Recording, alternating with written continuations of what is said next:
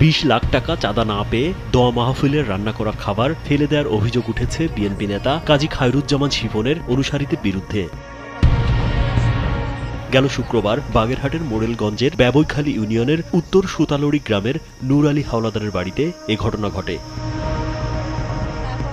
স্থানীয়রা জানান, প্রবাসী জাহিদ ইসলামের শতবর্ষী অসুস্থ বাবা মাকে দেখতে সম্প্রতি গ্রিস থেকে দেশে ফিরে ঢাকায় একটি হোটেলে ওঠেন।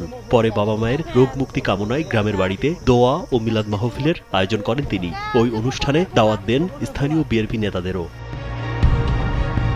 শিপনের অনুসারীদের ভয়ে দেশে ফিরেও গ্রামের বাড়িতে যেতে পারছেন না ওই প্রবাসী। প্রশাসনের কাছে অভিযোগ করেও প্রতিকার পাননি বলে অভিযোগ করেন প্রবাসী জাহিদ ইসলাম।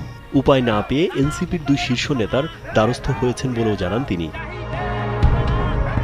এ খবর পেয়ে ক্ষুব্ধ হয়ে প্রবাসী জাহিদের কাছে 20 লাখ টাকা চাঁদা দাবি করেন বিএনপি নেতা কাজী খায়রুজ্জামান শিপনের চাচাতো ভাই কাজী সাইফুজ্জামান রাসেল।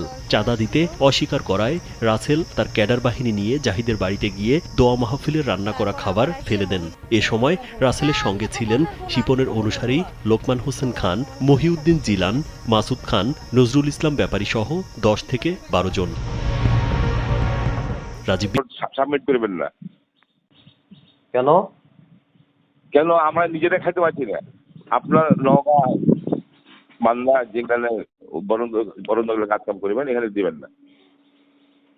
কেন ভাই? এটা যদি আপনি অপমান না হতে চান তাহলে আপনি দিন, আর অপমান হলে পরে আপনি দিবেন। ও টাকা জমা দিব না? কি বলতেছেন? আপনার কথা বুঝতেছি। বলছি যে আপনি আমাদের হলো রোডছে আর সিঁড়ি বলল কিনা দরকার নাই। ও এরপরে আপনি তো মাস্টার মানুষ, কোথায় যদি অপমান হয়ে যান তাহলে আমি দায়িত্ব তুলে যাবো না। ও তাই না? কথাটা কি বুঝতেছেন? আপনার বাসা মান্দা কোথায়? মান্দা ফেরিঘাটে। আমার নানা বাড়ি ঠাকুর মান্দা, কিন্তু বুঝছেন? আপনাকে আমি চিনি, আপনি তৃপ্তির মালিক, জামিল আমার বন্ধু। কিন্তু আমি বলি আপনাকে যেটা বলি আপনি হুমকি দিচ্ছেন তো ভাই, রুবেল ভাই, আপনি আমার এলাকার মানুষ, আপনি হুমকি দিচ্ছেন তো। হুমকি দিচ্ছি কি কারণে? কি কারণে হুমকি? আপনার তো আমি বলছি যে আপনার সঙ্গে আমার সাক্ষাৎ হবে, কথা হবে।